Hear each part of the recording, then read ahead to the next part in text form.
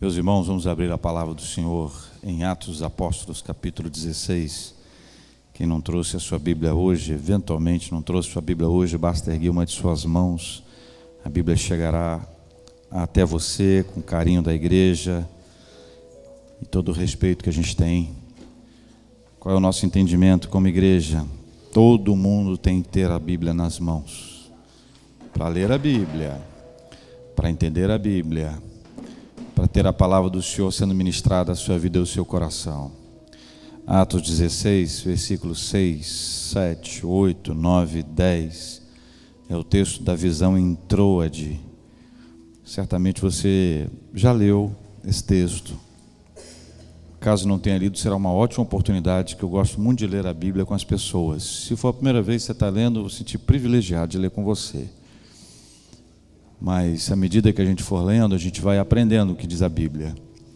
Atos dos Apóstolos, capítulo 16. Vamos ler juntos? 6 a 10. E percorrendo a região frígio-gálata, tendo sido impedidos pelo Espírito Santo de pregar a palavra na Ásia, defrontando Mísia, tentavam ir para Bitínia, mas o Espírito de Jesus não permitiu. E tendo contornado Mísia, desceram a Troade. À noite, sobreveio a Paulo uma visão, na qual um varão macedônio estava em pé e lhe rogava, dizendo: passa a Macedônia e ajuda-nos. Assim que teve a visão, imediatamente procuramos partir para aquele destino, concluindo que Deus nos havia chamado para lhes anunciar o Evangelho. Pai, o nosso coração, a nossa mente, tudo nós colocamos diante do Senhor e pedimos a misericórdia do Senhor em nome de Jesus. Senhor, a gente corre tanto e há momentos que nós não conseguimos nem parar para ouvir, para prestar atenção. Queremos pedir que o Teu Espírito Santo conduza a nossa mente e coração para que possamos assimilar a Tua palavra em nome de Jesus. Amém.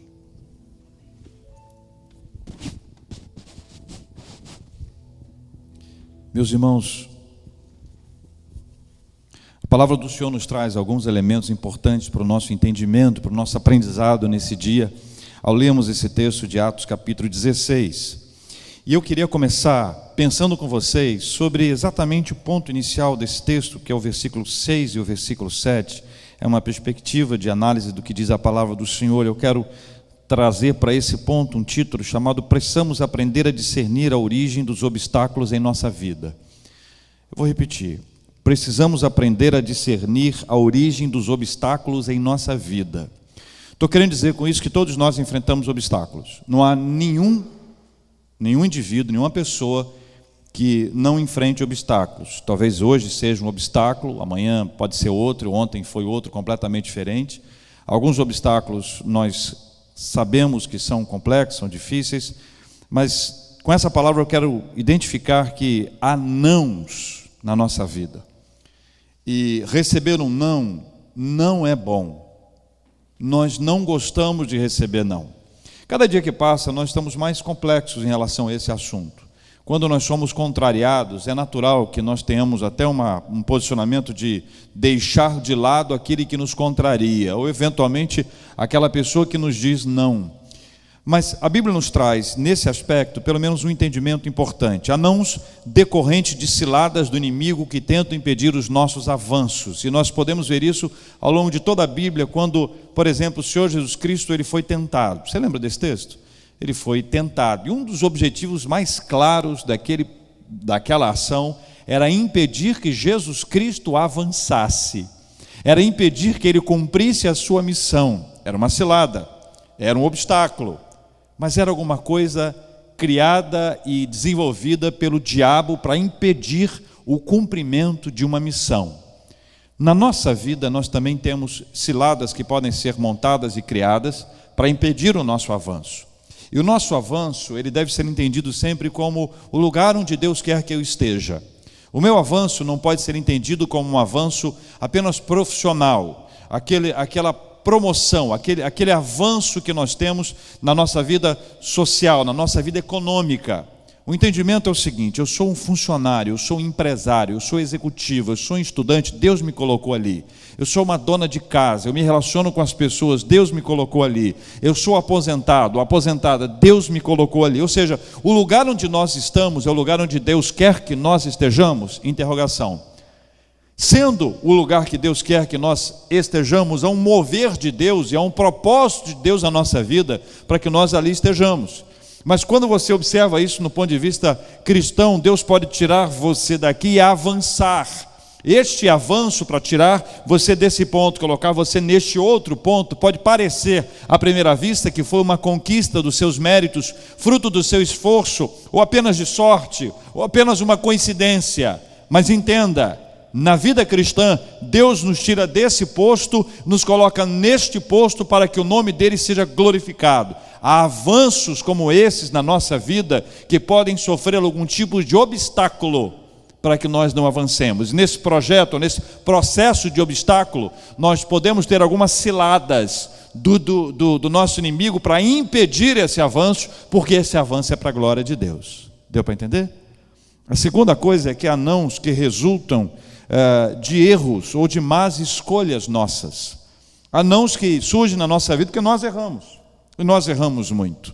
Eu não sei você, mas eu tenho a impressão de que nós temos uma certa dificuldade de assumir os nossos erros, de reconhecer os nossos erros inicialmente. Reconhecer que nós erramos.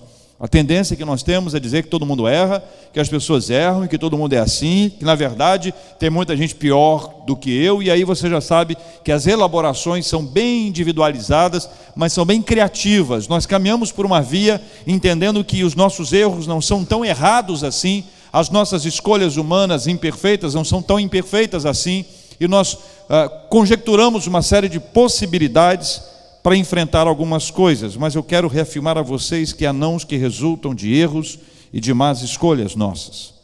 Mas esse Deus também diz que há nãos gerados pelo próprio Deus. E aí é uma coisa complicada. Quando Deus diz não, é porque há uma razão para isso. A tendência que a gente tem é dizer, ora, essa é a vontade de Deus, ou foi feita a vontade de Deus, ou foi assim que o Senhor quis. De uma forma, nós começamos a criar uma série de frases para tentar traduzir uma sensação ruim, de contrariedade, mas ao mesmo tempo de dependência e de submissão de Deus. Há nãos gerados pelo próprio Deus. Os nãos de Deus, eles têm duas coisas importantes. Os nãos de Deus, eles têm propósito e tem acompanhamento. Então entenda uma coisa após a outra. Deus sempre tem um motivo quando Ele realiza na nossa vida um não. Sempre há uma razão, sempre há um motivo. O seu querer é absolutamente claro.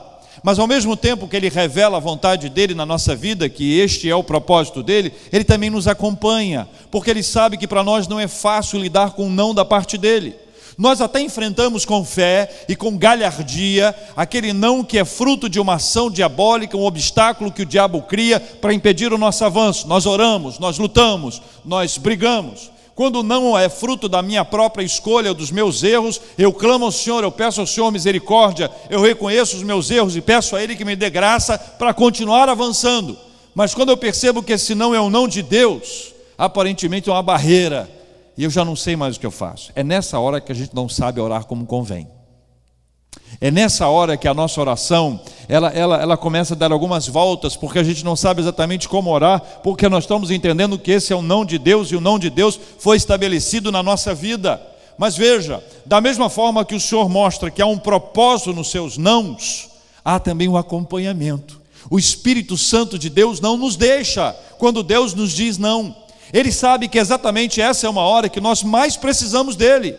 É uma hora que nós dependemos da sua presença, dependemos do seu consolo, dependemos da sua alegria, dependemos do seu ânimo, dependemos da sua coragem, e nós somos fortalecidos pelo Senhor. Lembra daquela frase que eu falo de vez em quando?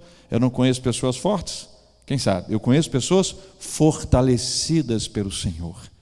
exatamente numa hora de não de Deus, que nós começamos a identificar esse fortalecimento de Deus, que Deus não apenas, Ele nos mostra o seu querer e a sua intenção, como Ele também nos acompanha, Ele não nos deixa naquele instante. E veja que esse texto traz dois nãos importantes aqui, versículo 6, olha aí o versículo 6, diz o que o versículo 6, meus queridos irmãos, vamos ler comigo, percorrendo a região frígio-gálata, tendo sido...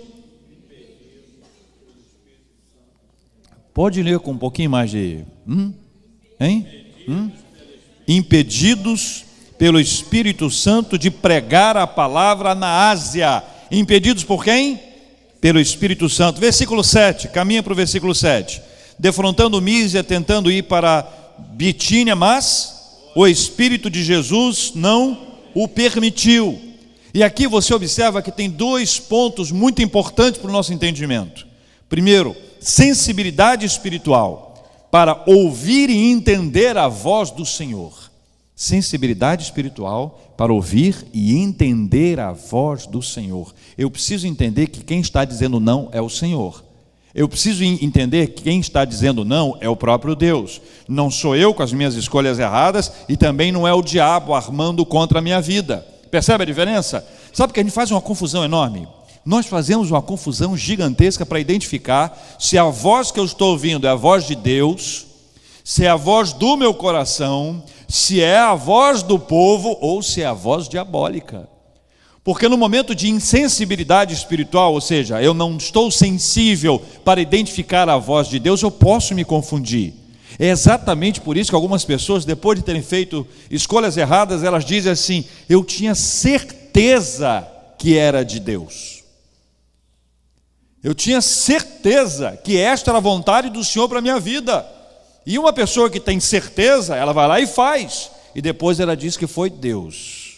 Ela diz que foi Deus. E por conta disso tem gente que fica zangado com Deus. Porque afinal de contas eu tinha certeza. Tinha certeza com base em quê?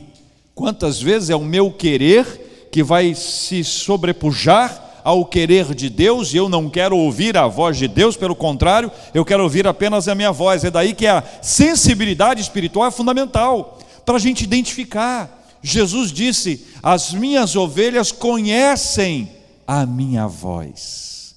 Eu preciso identificar se essa é a voz do meu coração. Ah, pastor, eu quero tanto isso. E eu começo a orar, porque eu quero tanto isso, Senhor, eu quero tanto isso, eu quero tanto isso, eu quero tanto isso. Eu começo a sentir uma paz, e é essa paz que eu sinto, fruto do meu querer, e às vezes da minha insistência, porque eu não estou querendo ouvir a voz de Deus, eu estou querendo impor a minha vontade, a vontade de Deus, produz em mim uma insensibilidade espiritual. Isso é um problema. Uma segunda coisa que é importante é uma obediência. Assim como existe a sensibilidade espiritual, é necessário que haja a obediência humana. Eu chamo isso de uma disposição determinada em ouvir a voz de Deus e não a minha própria voz. Obediência, para mim, nesse caso, é a disposição em ouvir a voz de Deus e não a minha voz. É dar o momento, a primazia especial para identificar a voz de Deus e a sua vontade para a minha vida, deixando a minha vontade em segundo plano. Então são duas questões que devem andar absolutamente juntas. A primeira é sensibilidade espiritual, a segunda é obediência humana. E uma das duas é fácil. Há momentos que nós estamos mais sensíveis, é ou não é? Aqui entre nós, vamos lá, seres humanos normais, não tem anjo aqui, não é? Nós somos a elite espiritual do mundo, mas nós não somos anjos ainda. Não há momento que você fica na dúvida se está ouvindo a voz de Deus ou não? Já te aconteceu de ficar na dúvida e falar: Senhor, esta é a sua vontade? Interrogação. Esta é a sua vontade? Bateu uma dúvida. Eu quero isso. E o Senhor? O que o Senhor quer? Aí a gente não dá tempo, a gente não para. A gente continua na nossa agitação intensa, sem dar ao Senhor a oportunidade dele se revelar a mim e de revelar a minha vontade dele. E quando Deus revela a vontade dele, nem sempre eu estou querendo obedecer. Aí eu faço as minhas escolhas, eu jogo para o alto e digo assim: vai dar tudo certo no final. Na sequência desse texto nós aprendemos que Deus não deixa de falar aos sensíveis e obedientes. Olha, se você é uma pessoa sensível a Deus, escuta só, Deus não deixa de falar aos sensíveis e obedientes. Sempre haverá uma visão e uma palavra do Senhor para guiar os seus amados. Sempre haverá. Aos que são sensíveis espiritualmente, aos que são obedientes a Deus, estes nunca ficarão sem o norte, nunca ficarão sem o rumo, nunca ficarão sem uma visão. Deus se revelará a estes de uma forma tão clara, tão lúcida, que eles perceberão: o caminho é esse, vamos continuar, que este é o caminho para o qual Deus quer que nós continuemos a caminhar. A crise do não sei o que fazer, meus irmãos, nunca vai além de um tempo precioso, específico, determinado por Deus. Há um tempo da crise do não sei o que fazer. Há um tempo, nós temos esse tempo. Mas essa fase do não sei o que fazer nunca vai além de um tempo precioso, específico, determinado por Deus. Ele produz esse tempo do não sei o que fazer na nossa vida, para que nós possamos vivenciar a sensibilidade e a obediência. Ambas questões, elas estão absolutamente amarradas a este ponto do tempo em que Deus diz que Ele vai mostrar para a gente, mas a gente não está nesse tempo ainda.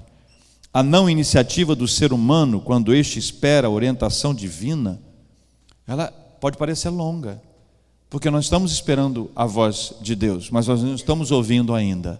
Se Deus não falou, tem duas opções: eu quebro a cara ou eu espero. Eu quebro a cara ou eu espero. Mas essa nossa espera, embora possa parecer longa, em alguns casos desnecessária, trata-se do prelúdio da revelação do querer de Deus para que a vontade do Eterno seja conhecida na nossa vida. Veja no versículo 9, meus irmãos, no versículo 9. À noite, houve um tempo de impedimento, de nãos de Deus, de dúvida, para onde nós iremos. Versículo 9: à noite sobreveio a Paulo uma visão, e a visão era clara, na qual um varão macedônio estava em pé. Ele viu até o varão macedônio em pé, e lhe rogava dizendo: passa a Macedônia e ajuda-nos. O destino é Macedônia. Qual é a rota? Macedônia. Qual é o nosso norte? Macedônia. E a tarefa é para fazer o quê? É para ajudar. Passa a Macedônia e ajuda-nos.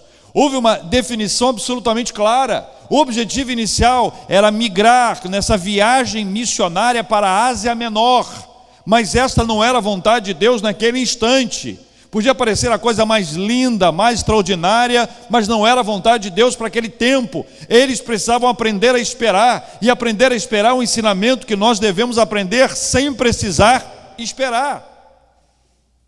Porque, irmãos e irmãs, há momentos na nossa vida que Deus ordena que nós esperemos porque nós somos impacientes, porque nós aceleramos, porque nós queremos realizar, porque nós achamos que estamos no controle, e aí Deus nos coloca no lugar de esperar, e aí nós precisamos esperar muito mais do que nós poderíamos ter esperado antes, se nós esperássemos e fôssemos obedientes a Ele.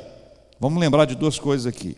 Uma: os impedimentos anteriores são agora entendidos à luz da revelação divina, portanto aprenda a esperar.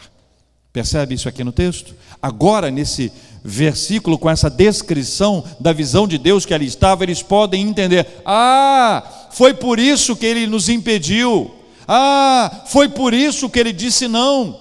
Sempre é assim.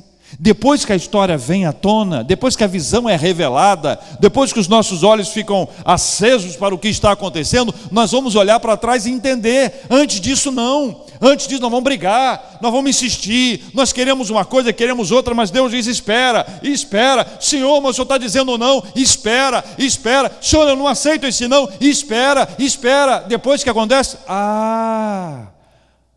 agora faz sentido. Se isso acontecesse uma vez só para a gente aprender, estava bom. O problema é que isso tem que acontecer 1000 vezes na nossa vida, e nós terminamos a vida sem fazer direito, por causa da nossa ansiedade que vai nos consumindo. Segunda coisa: esteja pronto para servir ao Senhor, aonde você possa ser útil para ajudar. Este é o ponto que aqui está. Ele disse: passa a Macedônia e ajuda-nos. Eu posso querer alguma coisa, mas Deus tem toda a estratégia de me tirar de um lugar onde eu estou, onde eu entendo que eu esteja sendo absolutamente útil, mas Deus me tira desse ponto para me levar para outro ponto, para que ali eu seja útil, para a glória dEle. A agenda não é minha, a agenda não é sua, a agenda é de Deus. Nós levantamos um dia ou num dia acreditando que o nosso dia vai ser assim, assim, assim e assim. Acontece alguma coisa que muda a nossa agenda por completo. O dia passa voando, nós vamos tendo problema, tendo dificuldade, acontecem coisas estranhas ao nosso querer, mas essas coisas mostram que nós não temos controle.